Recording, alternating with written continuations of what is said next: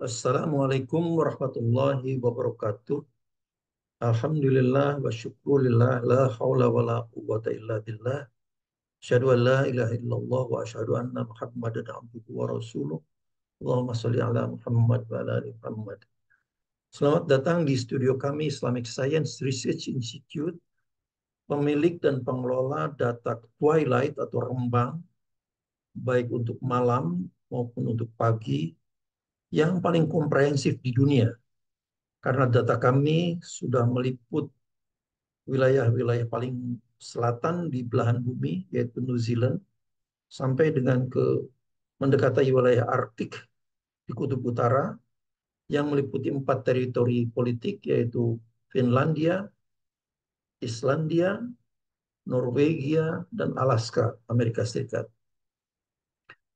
Eh, Namun demikian, untuk kali ini saya masih tetap mendiskusikan tentang kalender Islam global, karena ini masih topik hangat dalam rangka menyambut eh, peluncuran kalender Hijriah global terpadu oleh Majelis Tarjih dan Tajdid pimpinan Pusat Muhammadiyah, oleh pimpinan oleh Majelis Tarjih dan Tajdid Muhammadiyah pada Februari uh, bulan ini, pada bulan ini. Untuk itu, izinkan saya men-share file saya.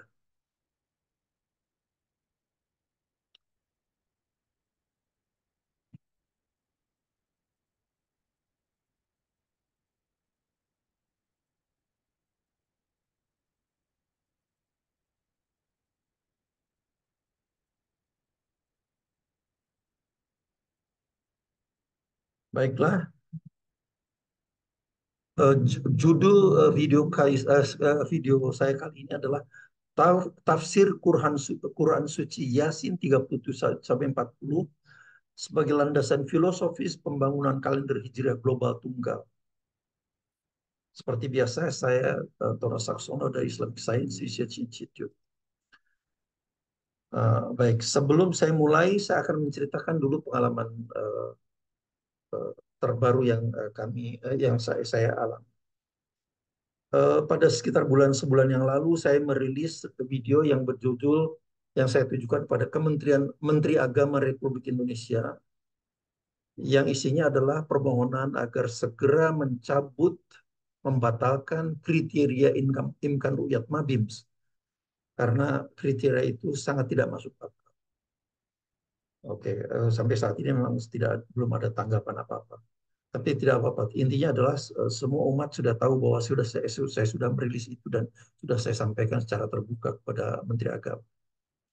Beberapa hari setelah saya merilis video itu, kemudian ada seorang sahabat saya yang dulu seorang profesor yang sama-sama mengajar di eh, Malaysia mengirimkan sebuah pesan WA lah. Pesan WA itu dari seorang profesor juga yang selalu nyinyir lah.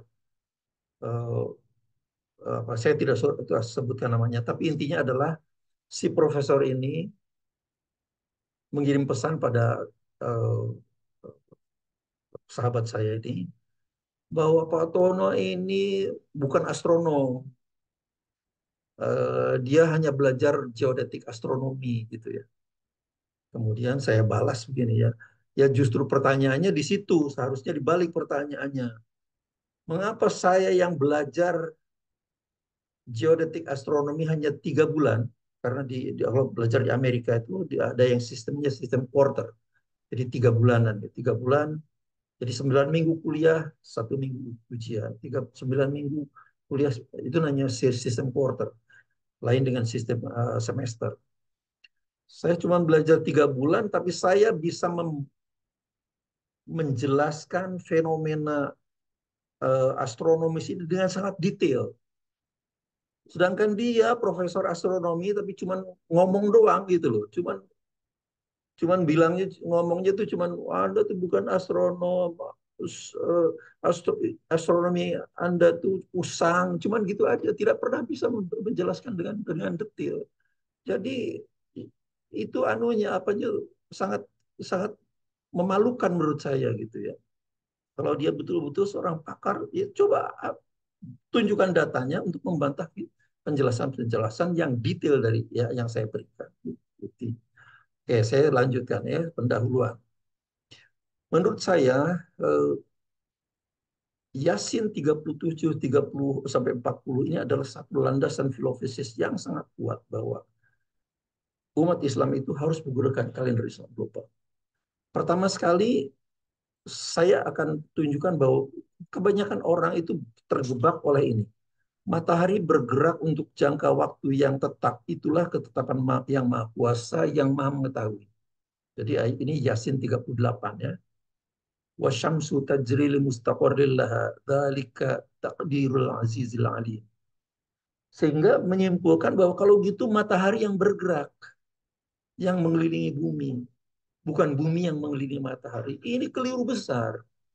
Saya heran, saya punya teman-teman yang oh, profesional ya, yang kerja eh, dalam lingkup yang internasional, tapi karena terlalu tekstual membaca Al-Quran itu sehingga ini matahari yang bergerak itu bukan bukan bumi. Bahkan dia ya intinya anu lah apa, kalau ada malah ada ustadz yang beranu kan anu kalau percaya bahwa bumi itu bulat itu kafir. Udah main kafir aja ini. Dia lupa bahwa sebelum ini Allah menjelaskan pada ayat 37-nya. Wa ayatul lahumul lail. Dan salah satu tanda bagi mereka adalah malam hari. Naslahu minhun nahar. Kami menanggal siang darinya. Faidahum mudlimun. Dan mereka, lihatlah mereka berada dalam delapan. Jadi ini adalah matahari bergerak itu akibat bumi berputar. Sehingga seolah-olah karena berputar dari barat ke timur, seolah-olah matahari, bulan, dan sebagainya timbul dari timur ke barat. Sebaliknya, arah sebaliknya. Jadi ini adalah dinamakan gerakan semu. Jadi ini adalah ayat yang sangat dahsyat sekali. Ini lagi ini. Wal qamaru qaddarnahu manazila hatta adakal urjunil qadim. Adapun bulan, kami telah menetapkan fase yang tepat untuknya sampai akhirnya tampak seperti tangkai palem yang tua. Jadi ada manazil, Allah itu menciptakan manazil, yaitu eh, eh, tempat-tempat peredaran bulan yang menghasilkan fase-fase bulan, fase-fase bulan, fase-fase bulan sampai akhirnya. Nah, jadi pada manzilah terakhir, manazil itu jamak, manzilah terakhir ia berbentuk seperti tangkai palem yang tua, tangkai palem tua yang melengkung. Jadi akhir dari manzilah adalah ditandai dengan terbitnya apa tampak fase bulan itu seperti yang ada urjunil kodim. Akhir dari urjunil kodim adalah ijtima. Jadi ini adalah pendefinisian yang sangat canggih. Ijtima itulah titik nol. Dan kalau titik nol itu di mana pun secara matematik adalah dimensionless. Tidak ada dimensinya. Jadi kalau misalnya nol ya betul-betul nol, tidak 0,001. Kalau 0,001 sudah. Kalau kilogram itu 0,001 adalah 1 gram. Jadi ini seperti itu. Nah, dalam posisi ini Allah kemudian menjelaskan lagi. La syamsu yambaghi laha an tudrikal qamar. Bukanlah matahari mengejar bulan. Jadi pada posisi seperti ini, urjunil qadim itu, matahari belum bisa mengejar bulan. Artinya pada saat ijtima itu, itulah ketika matahari bisa mengejar bulan. Apa itu yang menyebabkan itu bisa seperti itu? Sekarang saya jelaskan dengan secara diagramatis. Ya, jadi begini. Ini adalah bumi, bulan, dan matahari. Nah, kemudian bumi itu berotasi begini, berotasi. Jadi sehingga dalam satu rotasi, satu putaran ini adalah 360 derajat. Itu selama 24 jam, siang dan malam. Ini bagian siang, ini bagian malam kan. Karena mataharinya di sini bagian ini siang, ini malam. Selama 24 jam, berarti kecepatan sudut dari perputaran ini adalah 15 derajat per jam. 360 derajat dibagi 24 jam. Oke. Jadi per jamnya 15 derajat. Maka bulan bergerak berlawanan ya. Jadi ini gerakan semu. Bulan juga matahari bergerak seolah-olah mengelilingi bumi dalam putaran yang ini gerakan semu. Berapa kecepatan sudutnya sama? 15 derajat per jam. Akan tetapi selain gerakan semu tadi, bulan ini secara fisik, secara real juga mengelilingi bumi 360 derajat dalam 29,5 hari. Sehingga bulan ini kecepatan sudutnya adalah kecepatan sudut realnya ya, itu 5 derajat per jam. Sehingga kalau matahari ini gerakan semuanya 15 derajat per jam tetap, tapi yang bulan ini gerakan semuanya adalah 14,5 derajat. 15 derajat dikurangi setengah derajat tadi. 14,5 derajat per jam. Itulah yang menyebabkan eh, bumi itu, bulan itu, matahari itu bisa mengejar bulan. Itulah terjadi konjungsi. Jadi gerak semu matahari dan bulan ya, ingat dua-duanya, matahari dan bulan itu akibat perputaran ini adalah 360 derajat per 24 jam, itu artinya 15 derajat per jam. Tapi gerak real bulan itu adalah 360 derajat per 29,5 hari atau kira-kira setengah derajat per jam. Sehingga itulah yang menyebabkan matahari itu bisa mengejar bulan. Yang terjadi konjungsi itu, ya. Jadi, nah, karena ada karena ada eh, karena ada jeda perbedaan kecepatan sudut antara matahari dan bulan bergerak secara sama mengitari matahari. Jadi matahari dan bulan itu semakin itu yang makin apa separation itu semakin besar apanya eh, separation itu apa pemisahannya itu semakin besar sehingga pertumbuhannya penyerahan bulan itu sehingga yang itulah yang dinamakan elongasi. Akibat elongasi itu bulan itu tumbuh anunya penyinaran bulannya. Tadinya seperti ini menjadi seperti ini. Berapa anunya rate of change-nya itu adalah 100% pada saat purnama ya. Terjadi kan dalam 15 hari. Jadi 100% dibagi 15 kali 24 jam adalah 0,28% per jam. Jadi pertumbuhan hilal ini semakin membesar, dia semakin membesar 0,28% per jam. Kelihatan ataupun tidak, di atas ataupun di bawah ufuk itu selalu tumbuh. Karena apa? Karena bulan selalu mengelilingi bumi. Itu masalahnya. Jadi itu yang akan saya akan jelaskan secara detail. Oke, kemudian sekarang saya akan tunjukkan animasi yang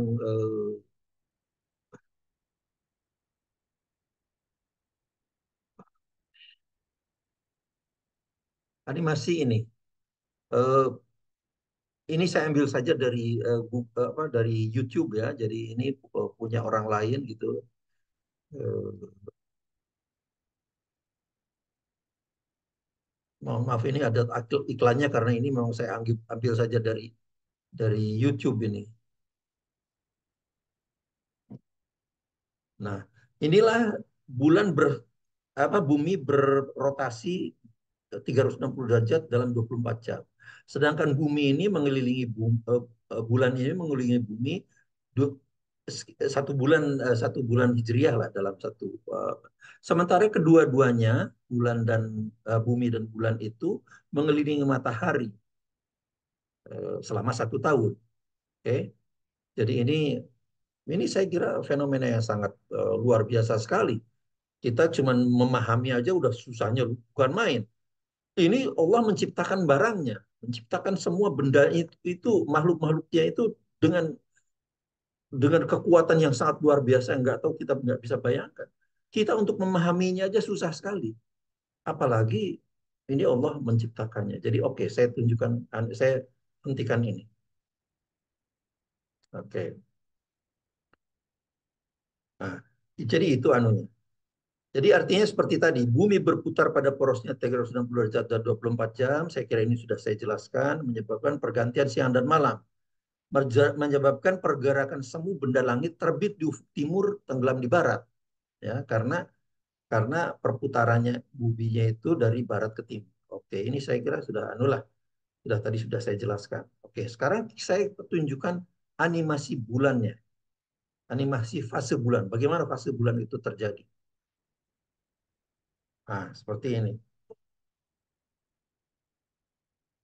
Ini adalah matahari, bulan, dan bumi. Untuk supaya memperjelas, saya dekomposisi, saya pecahkan sumber-sumber gerakan itu. Bumi ini saya anggap berhenti, tidak berputar, artinya tidak ada siang dan malam.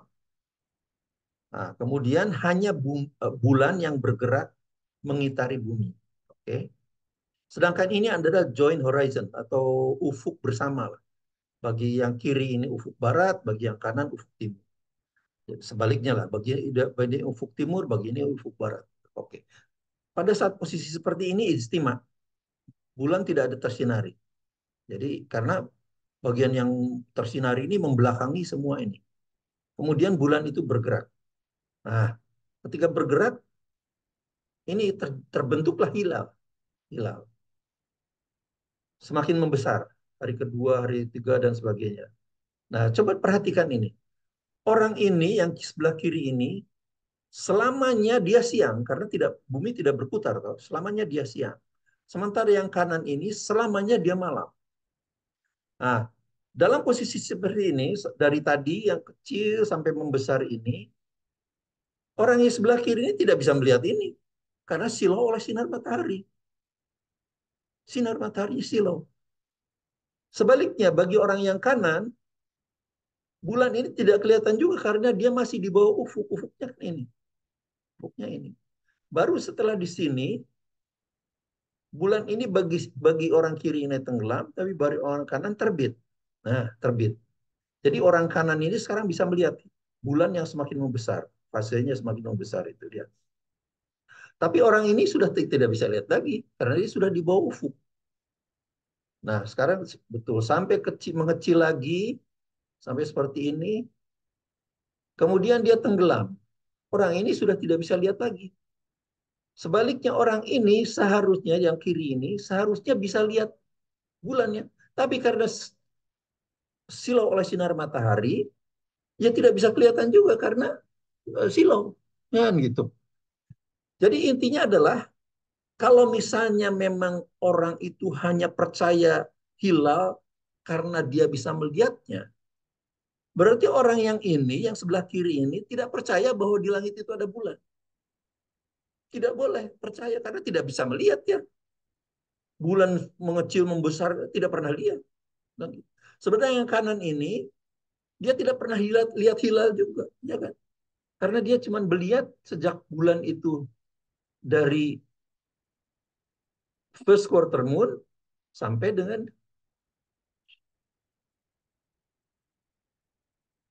sampai dengan third quarter moon itu. Jadi ini adalah satu bukti bahwa untuk percaya bahwa di sana ada hilal, ada bulan itu tidak harus dilihat. Ilmu pengetahuanlah yang bisa membuktikan itu, ya. Jadi kedua-duanya ini tidak pernah melihat hilal ini kalau seperti ini. Nah, sekarang saya tunjukkan animasi visibilitas bulan untuk membedakan dengan visibilitas hilal karena ini bulan ini kalau sudah besar ya. Oke, dalam posisi seperti ini, sebaliknya sekarang, buminya berputar, bulannya tetap. Sehingga penyinaran bulan ini adalah seperti ini terus selamanya. Karena bulannya tidak bergerak. Kemudian ini dalam posisi ini adalah tengah hari. Kemudian dia bergerak. Sekarang pukul 1, pukul 2, 1, 12.30. Terus pada pukul 2 siang, bulan ini terbit, moonrise. Ini di ufuk timur kan ini, timur. Si orang ini seharusnya bisa melihat ini, seharusnya. Tapi karena silau oleh sinar matahari, dia tidak bisa lihat. Oke. Jadi sejak pukul 2 siang sebetulnya dia seharusnya lihat, tapi tidak lihat. Oke, baru dia ketika maghrib, sinar matahari meredup karena maghrib, orang ini baru bisa melihat ini bulan sebesar ini. Oke, jadi dia mulai bisa melihat. Mulailah visibilitas eh, lunar visibility itu dimulai pada maghrib ini. Kemudian dia terus masih kelihatan, masih kelihatan, masih kelihatan. Ini ufuk baratnya lihat nih, sampai dia tenggelam. Nah, di ufuk barat. Jadi yang namanya lunar visibility, keterlihatan bulan sebesar ini adalah sejak dari maghrib tadi sampai dengan pukul 8. Dua pagi. Dari sini ke sini 6 jam, dari sini 2 jam. Jadi 8 jam saja. 8 jam. Meskipun sebetulnya bulan ini ada 12 jam. Di langit sana ada sama 12 jam. Tapi yang 4 jam itu tidak kelihatan. Itu anunya. Oke. Sekarang mohon diingat. Jadi bulan sebesar ini uh, range lunar visibility-nya itu 8 jam. Ya, 8 jam. Oke. Sampai seperti itu. Oke, itu saya kira udah tidak. Sekarang kita lihat kalau anunya itu bulannya kecil saja, fase bulannya kecil saja. Nah, sekarang bulannya itu untuk yang ini bulannya itu berhenti di sini. Berhenti di sini. Jadi kenampakan bulan fase bulannya ada seperti ini. Kecil saja. Pada saat ini adalah matahari terbit. Jadi ufuk timurnya kan ini, mataharinya di sini. Jadi terbit ini. Kemudian dia bergerak. Pukul 6.30. Pada sini sekitar mungkin pukul 7, bulan ini terbit di ufuk timur, terbit. Ya, kalau tadi matahari terbit di sini, matahari terbit, kemudian ini terbit, bulan terbit. Nah, bulan terbit di ufuk timur, persoalannya sekarang jangankan penyinarannya yang fase bulan seperti ini, yang tadi yang besar aja nggak kelihatan, apalagi cuman apa tuh tipis sekali, tidak mungkin kelihatan ini. Tapi ada di sana hilal itu, ada. Kemudian dia bergerak, bergerak, gerak. Tengah hari, tentu saja tidak kelihatan. Sinar matahari terus tambah kuat. Kemudian baru pada saat maghrib, jret, nah ini baru kelihatan. Oh, di sana ada anu nih, hilal seperti ini. Tinggi hilalnya berapa ya? Tergantung. Kalau misalnya dalami, saya katakanlah 2 derajat. Kalau 2 derajat, maka hilal itu dalam 8 menit dia akan tenggelam. Kalau 2 derajat, karena setiap 1 derajatnya adalah 4 menit. Dari mana 4 menit itu? Ya itu tadi dari 360 derajat per 24 jam. Kalau jadi 1 menitnya itu 1 derajatnya itu 4 menit. Jadi kalau ini katakanlah ketinggiannya 2 derajat tinggi hilalnya, maka dalam 8 menit dia hilang. Bulan itu tenggelam di ufuk barat. Nah, sekarang logikanya di mana? Tadi bulan yang besar itu visibilitas hilalnya kalau kita akan mencari di langit itu akan memotret katakanlah kita punya selang waktunya itu 8 jam. Sekarang ini cuma 8 menit. Jadi untuk barang yang kita anggap penting, hilal ini penting untuk mengambil bulan, waktunya cuma 8 menit. Padahal tadi yang besar segitu 8 jam. Jadi ini logikanya tidak masuk akal. Kalau hilal itu harus kelihatan. Ya, tidak masuk akal. Di mana logikanya, logika saintifiknya? Oke, jadi itu. Jadi intinya adalah hilal yang tidak tampak dapat jauh lebih besar sesungguhnya akibat lebih besar. Karena apa? Karena tidak tampak atau tidak tampak, bulan itu mengelilingi bumi, maka elongasinya semakin membesar. Dan pertumbuhan ketebalan hilalnya itu tadi 0,28% per jam. Apanya elongasinya bertambah sekitar 5 derajat per jam, sementara ketebalan hilalnya bertambah 0,28% per jam. Tidak kelihatannya bisa akibat tertutup bola bumi, tapi kalau tertutup bola bumi pun dia semakin besar. Mengapa? Karena bulan selalu terus-menerus mengelilingi bumi. Itu persoalannya. Atau tidak kelihatannya itu bisa kalah oleh intensitasnya oleh sinar matahari. Ya itu. Nah, sekarang saya akan tunjukkan hilal siang hari di abad ke-21. Ya. Pada 5 Mei 2028, Martin Elsasser dapat memotret hilal siang hari di München atau Munich. Konjungsinya terjadi pada 1419 waktu Munich ya. Sebetulnya konjungsi, tapi dia baru bisa memotretnya 45 menitan kira-kira setelah. Jadi dapat memotretnya pukul 15.03. Jadi 45 menit setelah konjungsi. Tapi saat itu ini memecahkan rekor. Oke. Kemudian ketebalan hilal saat pemotretan adalah 0,19%. Ya, seperti biasa 100%-nya itu adalah saat purnama. Jadi ketebalan hilalnya pada saat itu 0,19%. Elongasinya adalah ini. Oke.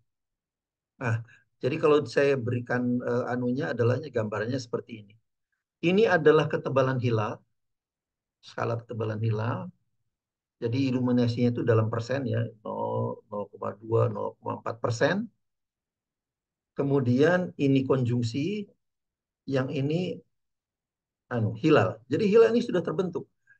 Jadi pada saat seperti ini pada pukul 19 pukul ini ya masih kalau ini kan 5 Mei ke sana, yang ini berarti 4 Mei. Jadi pukul 19 inilah Urjunil Qadim ini.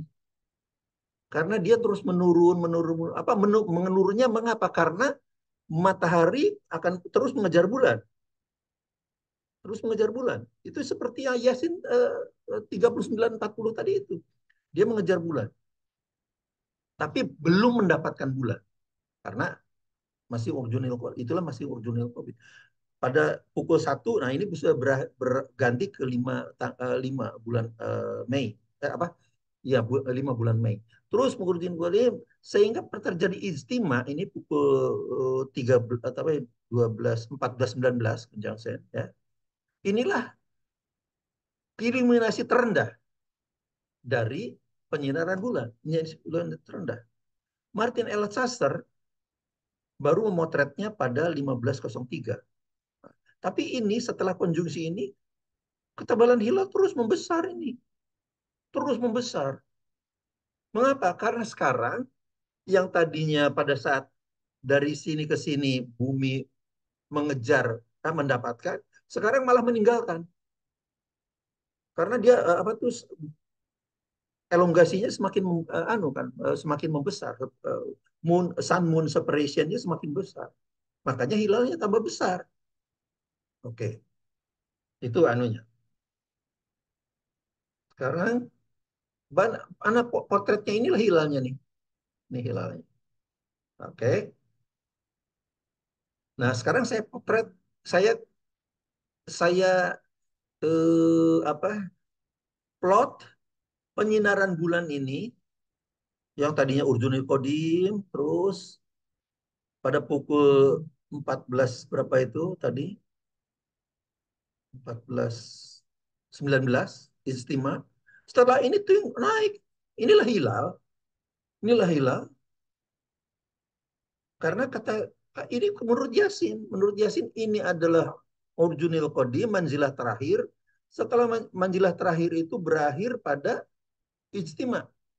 Jadi setelah ijtima itu adalah awal bulan. Hilal ini. Hilal. Nah, sedangkan ini adalah ketinggian hilal. Jadi yang ini adalah fenomena-fenomena global, yang ini lokal. Karena ufuk itu kan ufuk lokal.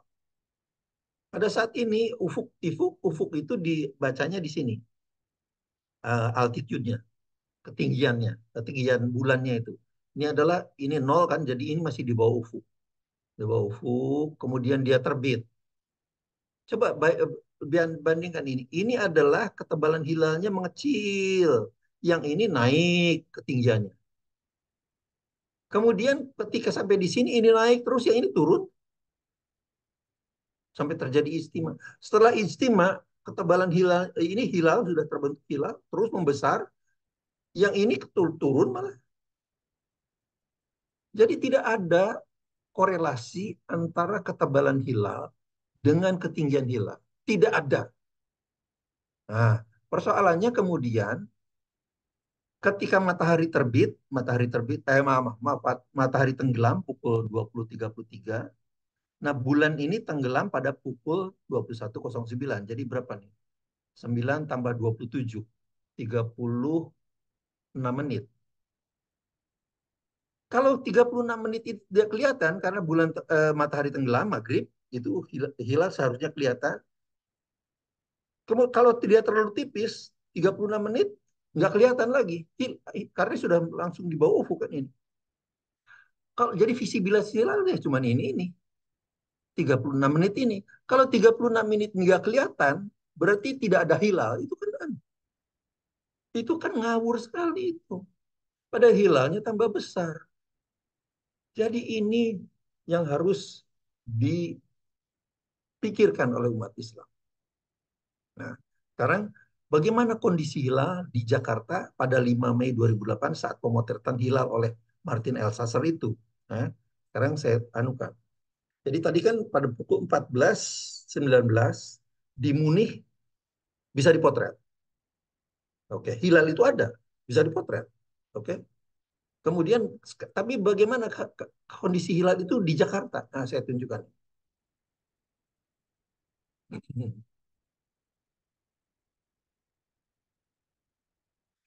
Nah, jadi ini di Munich pukul 15.03 dipotret kan. Konjungsinya sendiri kan 14.19. Tapi bisa dipotretnya kan 15.03. Jadi hilal itu ada. Tadi buktinya ada fotonya. Oke. Ini adalah ufuk Munich. Berapa itu? Kira-kira 47 derajat dari ufuk barat. Oke, dari ufuk barat. Tapi pada saat itu, pada 5 Mei, 8 Mei 2008 itu, Munich ada pada GMT plus 2. Dan ini berubah-ubah ya, kadang-kadang GMT plus 1, kadang-kadang GMT plus 2, tergantung ada daylight saving atau tidak. Jadi ini memang harus dipahami lah perbedaan-perbedaan waktu itu.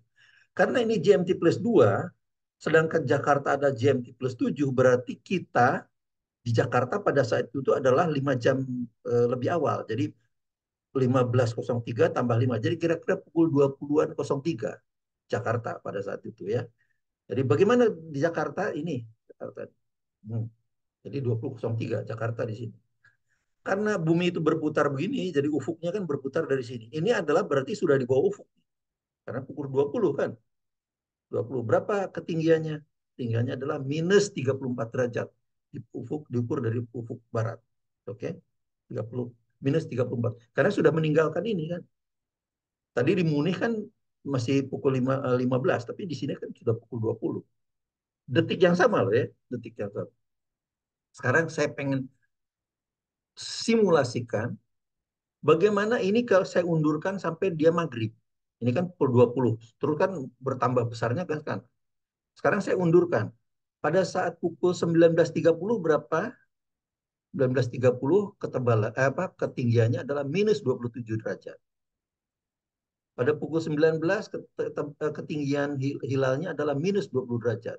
Pada 18.30 minus 13,5 derajat. Saat maghrib adalah minus 3,7 derajat. Jadi ketinggian hilal negatif itu tidak apa-apa.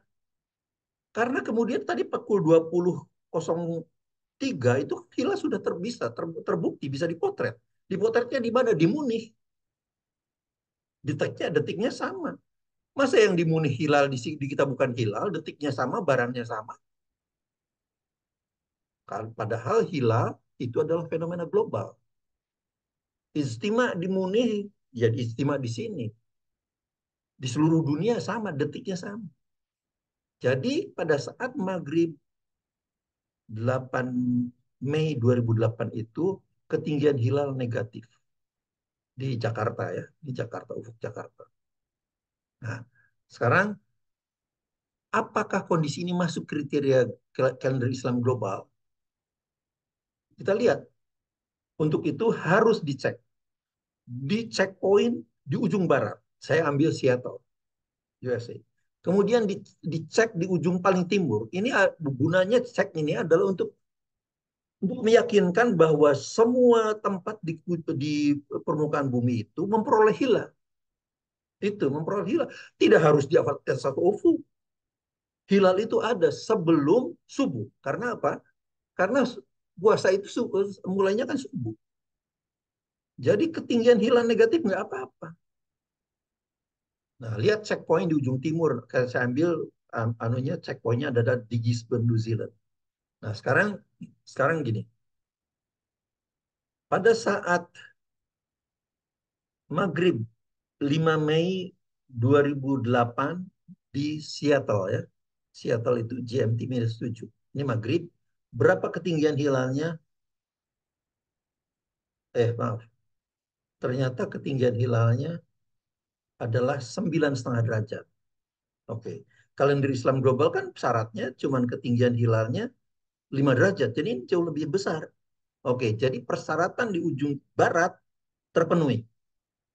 Oke, itu terpenuhi. Sekarang bagaimana kondisi eh, yang saya pengen lihat adalah pada pukul 20.27 5 Mei 2008 itu di Jakarta pukul berapa? Di Jakarta pukul berapa? Karena Seattle GMT-7, maka di Jakarta kita 14 jam, sini 12, kemudian 14, kemudian kira-kira di sini lah. Jakarta ini di sini. Pukul 10.27. Tapi sudah 6 Mei. Sudah 6 Mei karena kita di timur kan. Ini masih 5 Mei pukul 20.27 maghrib. Tapi di Jakarta sudah pukul 10.27. Tapi sudah 6 Mei. Jadi gini. Nah, 10.27, 6 Mei. Ini sudah Mei. Ini Jakarta ini. Nah, karena Jakarta GMT+7. Yang Seattle GMT-7. Berapa ketinggiannya? 49 derajat dari ufuk barat, ufuk timur. Nah, ini yang mengacaukan kalau pakai kriterianya pakai ketinggian hilal. Kalau ini diukur dari ufuk barat, berarti dia seharusnya adalah eh, seharusnya dari saat maghrib sampai ke sini itu akan ini kan minus 180 minus sekitar 220-an. Iya kan? Minus 20. Jadi seharusnya jadi kalau diukurnya tadi saat maghrib itu kan sudah minus 180 minus 220 derajat. Jadi itu nggak masuk akal. Ininya tambah gede tapi sebetulnya hilalnya tambah besar. Karena 14 jam kemudian adalah 14 kali 0,28% per jamnya. Jadi ketinggian hilal ini sudah kriteria yang ngawur lah, parameter yang ngawur lah kalau digunakan untuk mengukur ketebalan hilal. Nah sekarang jadi oke, bentar. Nah, jadi pada saat ini hilal ada, sudah besar, 14 jam kemudian kan, sudah besar. Nah, sekarang kita lihat. Nah, oke, jadi intinya adalah checkpoint di ujung barat Seattle terpenuhi. Terpenuhi bahwa kan minimumnya 5 derajat ketinggian hilalnya. Ini 9,7 derajat kok. Di checkpoint di sebelah ujung timur Gisborne. Di Gisborne, ijtimanya harus terjadi sebelum fajar. Mengapa sebelum fajar? Mengapa ijtima? Karena ijtima, setelah ijtima itu terbentuklah hilal. Kelihatan maupun tidak kelihatan. Ijtimanya terjadi pada pukul 00.18 pada 6 Mei. Sudah 6 Mei di Gisborne. Tapi nggak apa-apa. Karena apa? Karena fajarnya adalah jatuh pada sebelum fajar ini. Karena fajarnya katakanlah pukul 5 atau berapa. Jadi udah sebelum fajar ini. Jadi terpenuhi kalender Islam global. Jadi meskipun tinggi hilal negatif saat maghrib di Jakarta pada 5 Mei, dan juga bahkan ijtimanya terjadi setelah maghrib, tadi ijtimanya kan terjadi kira-kira 20.03 dikurangi 45 menit, karena 20.03 itu saat bisa dipotret oleh Martin Elsasser di Jerman kan. Berarti ijtimanya kan katakan pukul 19.19 gitu ya. Nggak apa-apa. Ini memenuhi syarat kriteria bukan ya, kriteria kalender Islam global. Nah, sekarang apa sih maunya Mabim itu? Maunya Mabim itu adalah begini. Tadi ini di Jakarta ya.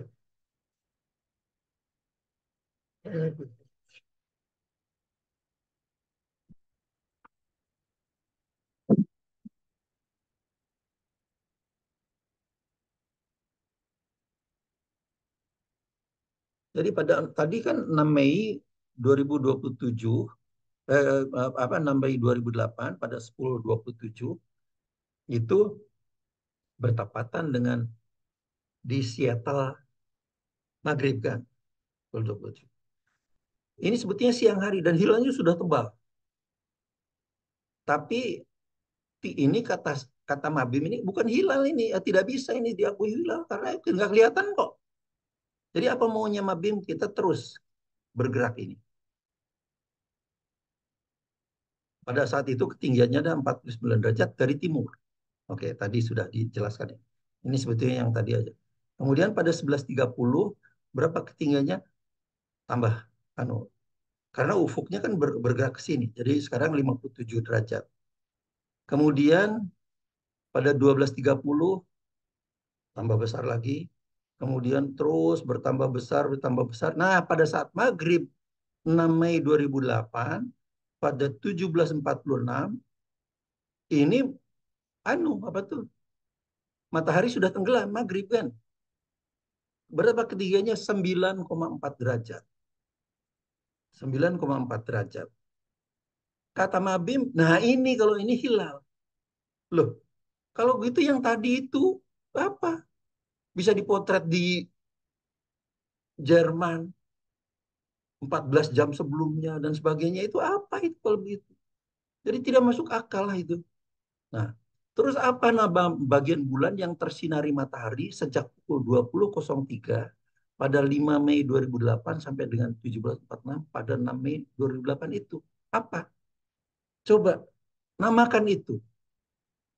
Kalau bahasa astronominya ya waxing crescent. Sabit yang membesar.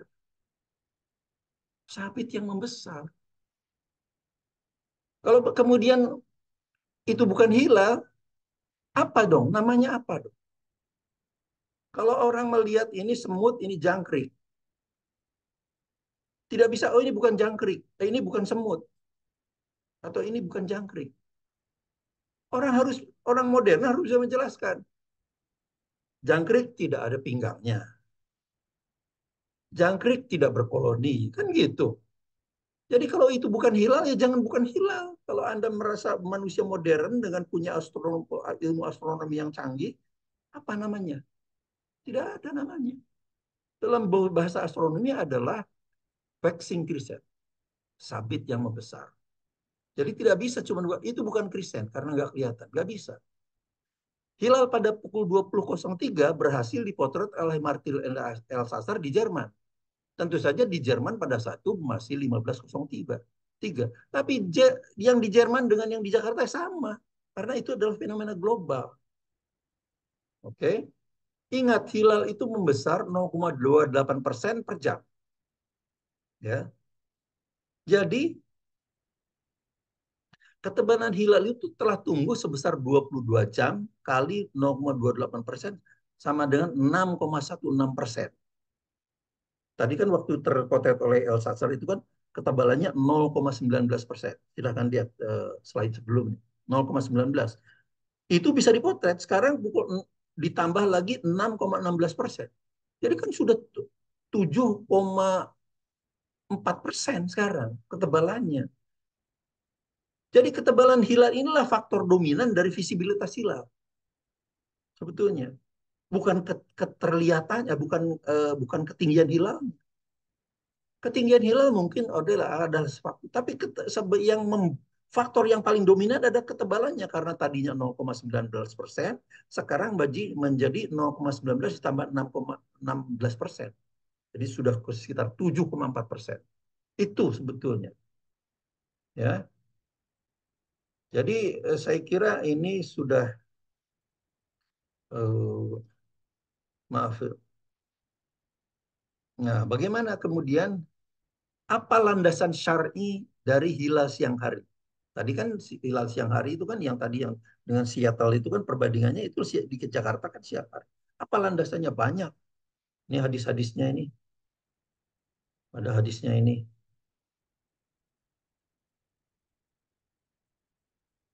Ru'yat hilal di siang hari adalah untuk malam hari itu. Ya, jadi banyak ini hadis-hadisnya. Jadi ini sudah saya jelaskan juga di anu yang lalu lah. Jika mereka melihat hilal di siang hari, ini anu loh, madhab Imam Syafi'i ini. Imam Al-Baghawi ini mazhabnya Syafi'i. Jika mereka melihat hilal siang hari, maka hilal itu untuk malam yang mengikutinya. Malam itu baik mereka melihat sebelum zawal maupun sudahnya. Nah, jadi banyak hadis-hadis yang menjelaskan itu. Apabila mereka melihat hilal di siang hari, ya lihat siang hari ada itu. Terminologi itu ada di ulama-ulama eh, terdahulu. Ada lagi ini ya oke. Jadi itu anunya intinya adalah dasar syarinya itu. Nah, kemudian ada argumentasi jumhur ulama sepakat visibilitas hilal saat maghrib.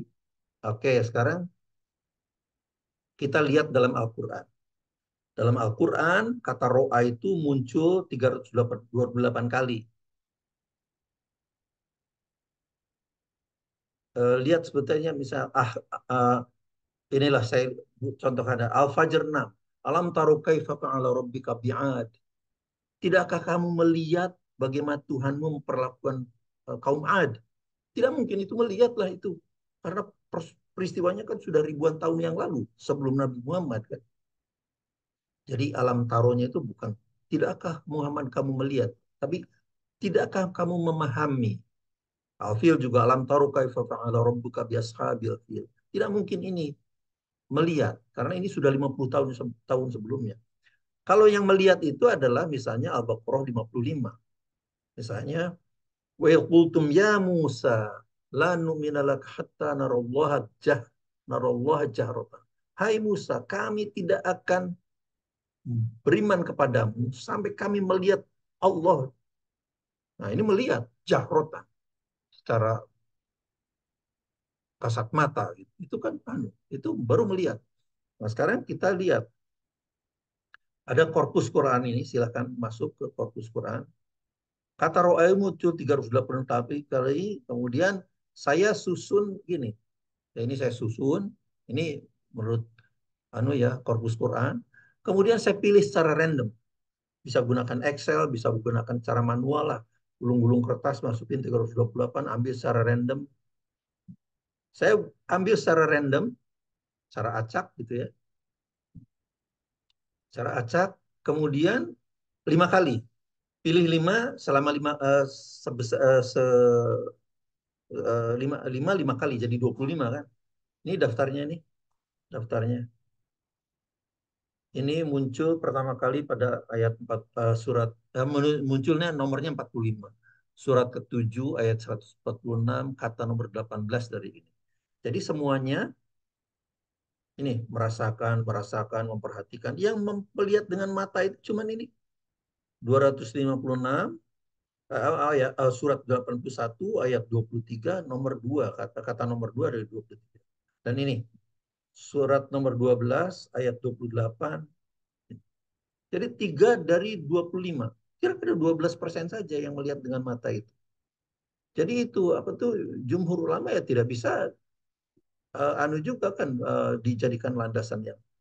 Oke. Ini adalah pada 2014 saya menulis buku ini. Ketika saya melakukan riset di Malaysia, ada pseudo Sharia economy and Muslim civilization debt. Jadi hutang peradaban Muslim akibat kita tidak punya kalender Islam. Jadi terbit 2014, penerbitnya adalah UTHM, jadi silakan hubungi penerbit ini atau ke Amazon.com. Ini 295 halaman, memenangkan 3 Best Paper Awards di level internasional dalam konferensi-konferensi tentang Islamic Finance, Islamic Banking, dan sebagainya. Kemudian tersedia di Amazon.com. Oke. Nah, karena saya menulis buku ini, kemudian saya sadar bahwa ini betul-betul penting sekali kalender Islam global. Karena adalah hutang peradabannya ini 10 triliun dolar ini adalah tentu saja angka hipotesis ya. Angka hipotetis itu maksudnya begini. Saya menganggap bahwa kalender Islam itu kita ini sudah tidak punya kalender Islam itu selama 1.200 tahun. Sehingga hutang zakatnya itu dalam 40 tahun. Mengapa hutang zakat itu terjadi? Karena akuntansi kita itu 1 Januari sampai 31 Desember. 1 Januari sampai 31 Desember. Padahal seharusnya haul itu bukan 365 hari, tapi 354 hari. Nah, karena 354 hari, kalau kita pakai 365 hari, yang 11,5 hari ini tidak terzakati. Karena Anda memperoleh dividen pada 365 hari. Padahal Anda harus membayarnya 11 hari yang lalu kan, 11,5 hari yang lalu. Itu kalau kita sudah 1 tahun, cuma 11,5 hari. Tapi kalau 2 tahun jadi 23 hari. Kalau 30 tahun, 1 tahun. Kalau 1.200 tahun, 40 tahun. Kalau 40 tahun tapi dikomit baik untuk seluruh umat Islam di dunia, itu saya taksir 10 triliun dolar. Angka ini angka hipotesis. Apa angka hipotesis itu? Artinya ya mungkin bukan 1.200 tahun, katakanlah cuma 1.000 tahun. Kalau 1.000 tahun ya mungkin anu. Jadi angkanya mungkin lebih kecil atau lebih besar. Bisa saja. Itu hipotesis. Tapi bahwa ada hutang itu ada. Pasti itu ada. Karena saya sudah menggunakan sampel-sampel. Saya menggunakan sampel-sampel kan. Ada itu hutang itu. Dan itu terus membesar, membesar, membesar. Semakin lama semakin membesar. Jadi ini anunya. Oke, jadi angka hipotesis ini bisa kurang dari ini atau bisa lebih besar dari 10 triliun. Ya, itu tentu saja bukan tugas saya, tugas peneliti selanjutnya lah untuk membuktikan berapa itu. Nah, kesimpulannya adalah kriteria ilmukan rumahnya BIMS adalah sebuah scientific blunder akibat kegagalan melihat fenomena alam secara global. Hanya akan memecah belah umat, tidak mungkin memiliki kalender Islam global, kalender Islam. Ketinggian hilal bukan parameter untuk menjelaskan bahwa hilal sudah besar. Karena tidak ada korelasi antara ketinggian hilal dengan ukuran hilal. Tidak ada. Yang negatif itu tambah besar, tambah besar. Jadi sangat naif kalau kemudian ketinggian hilal dijadikan ukuran. Kemana Majelis Ulama Indonesia, bahkan semua umat Islam harus segera mengadopsi kalender Islam global untuk mempersatukan sistem manajemen waktu. Tentang peradaban akan terus menumpuk jika kita tidak memiliki kalender Islam global. Saya siap berdiskusi dengan para pakar yang pengusung imkan hujat, baik di level nasional maupun internasional. Demikianlah, semoga bermanfaat. Assalamualaikum warahmatullahi wabarakatuh.